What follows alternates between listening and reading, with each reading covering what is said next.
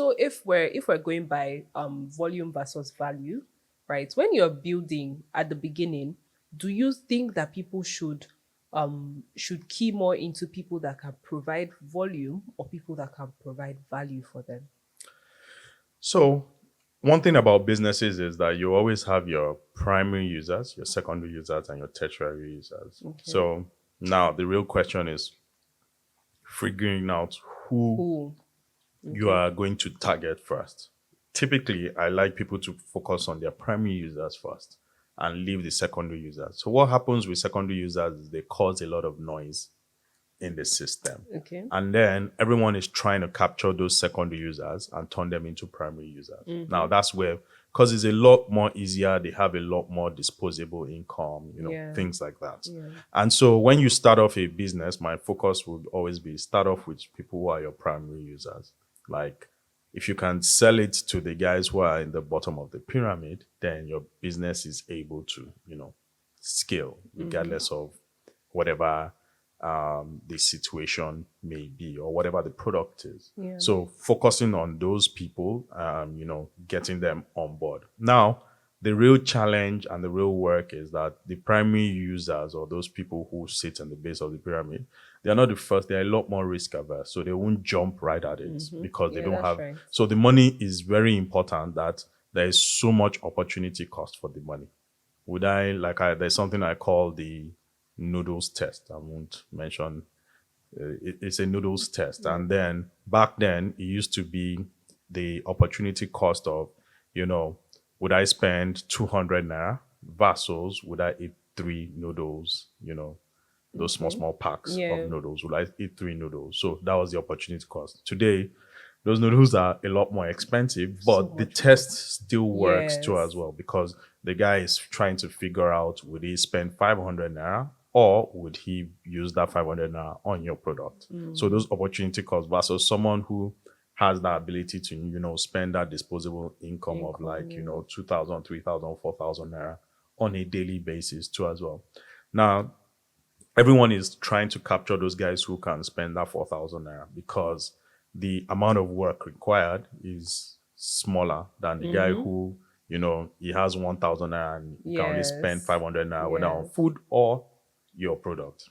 And so what typically happens is that everyone is fighting for that 4,000 naira guy.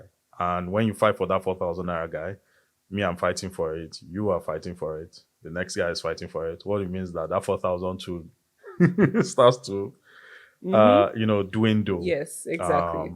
in its sense. And so these are some of the issues that happen.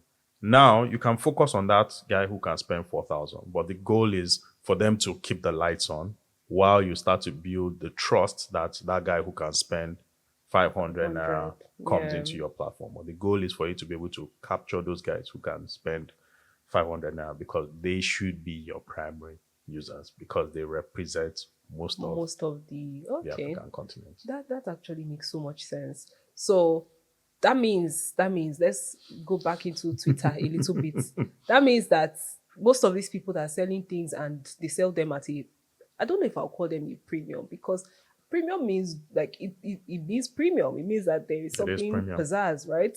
But you're selling basic and you're selling it at the cost of Gucci, for instance. What's the like, is it a problem? I want to understand it maybe from a more statistical point of view.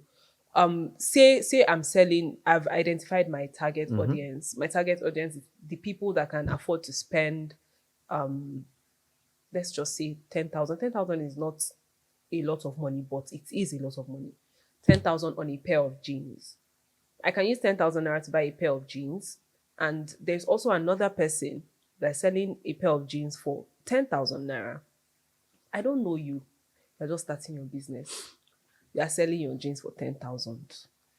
The other person, I know the person, I've bought time and again from the person, right? So you're also selling the same Yep. 10,000 naira that person is selling, right? So do you think that there is the consideration of that? Yeah, you want to, your pricing has to match, right? Yep. In a way. But do you also not see like a little bit of why you may not make it in the market.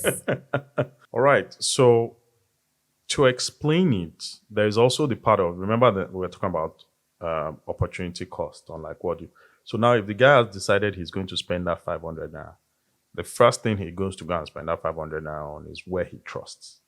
So there is a part of like, trust building in Yes. business. Part of it is like, if you're a vendor and you're selling stuff online, there's the quality control. That's why it's very important on like how the pictures come out, like the quality, because people will look at the pictures and try and judge the quality because they're trying to trust you. Now, you find out that some people, even if they are slightly more expensive, they have repeat customers because they've spent time building that trust over and over. Yes. People can trust the quality and all those things. In fact, there's the social science that you can create that you are able to say, hey, this is slightly expensive, I trust it, but this one that is cheaper, maybe it's fake. That's why it's cheaper. So I won't Yes. go near Yes. it too as well. So trust is a currency too as well that businesses need to build into their. Now that doesn't mean that you should then now go and price crazy too as well. But if you get to the point where you have trust, you can then now the real challenge also comes into the place whereby with us, remember, like I said, we're not as liquid as we claim. Who is us?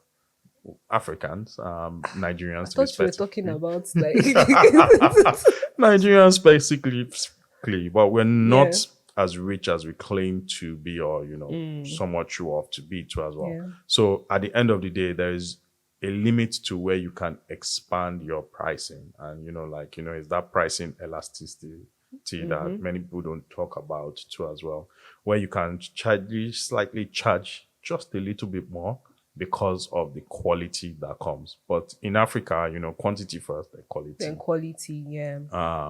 comes forward after. But once you build that trust over time, then you are able to then now, build in a little. And we've seen it play around in like so many places too. So we won't mention the brands, but we've seen it play Yeah. around in brands whereby there's a brand that has a perceived higher quality and a higher price, but people still go for it because of that perceived quality and the real quality and the So that actual that perception, it can be true. The brand indeed may have better quality, but there's also a trust value. Yes.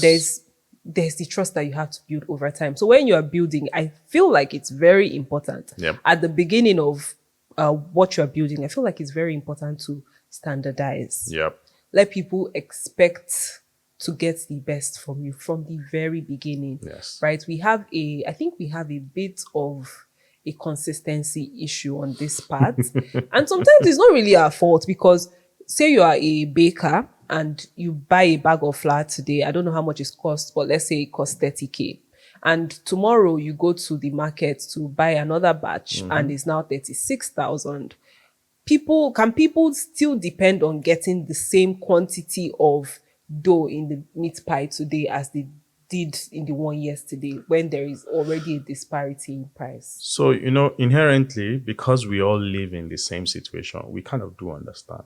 You see people make jokes and say, they've reduced the size of this, or they've reduced the size of that too as well. So inherently, we kind of understand and we get it. We understand why prices should be adjusted upwards because we live in these things, like today, fuel is this price, it's gone up too as well. We're thankful it's going down, but like it's gone up. So, so we know and inherently we're aware. Yeah. So when there's a shift in, like pricing, what people really, really don't like is the shift in quality.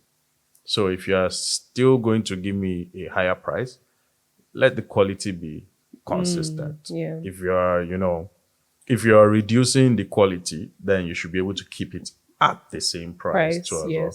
And I think that's where businesses really, really like struggle. And that's the reason that, many companies now start to have a commercial department, because the commercial department is the one who then now starts to determine things around pricing and price sensitivity. Like pricing on its own is a different ballgame entirely. It's like in large companies, it's a team on its own. Like the team sits and determines the pricing and they, use all the indices and they use all the factors to come up with like what looks like the pricing. And if you're working in like, for a baker, for instance, they will charge how much is it per gram of Okay, yeah. the flour. So, and if it's going up, then that has to be factored into the pricing too as well. yes. So if you are going to bake the cake and the cake used to be fluffy and all those things like that, what can you use to either, if you're using the same amount of flour, then the price of the cake has to go up. But if you are not going to, if you are going to reduce the Yeah. flour, then you have to look for something to substitute so that the quantity still looks the same, or the cake still, Yeah, looks the it still same looks the same. too as well. Okay, amazing.